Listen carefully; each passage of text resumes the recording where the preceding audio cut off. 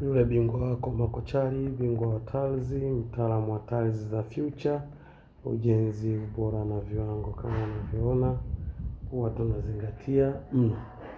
Angalia, hicho ni choo kimependeza, kimetaradadi, ole ni floor, wale wazee wa greenish wanaita greenish. Na hii tunaiona, hizi ni shampoo trays. Hii shampoo tray tumeijenga kitaalamu, tumeikatia na bado tunaifanyia finishing nzuri. Hizi ni shampoo trays za sasa kabisa. Hii ina taa pia, baadaye kiwashwa taa itakuwa inawaka na taa. Hapa itakuwa ni sehemu kwa ajili ya shower. Hakika choo utakiona kikiwa kimependeza, kinavutia.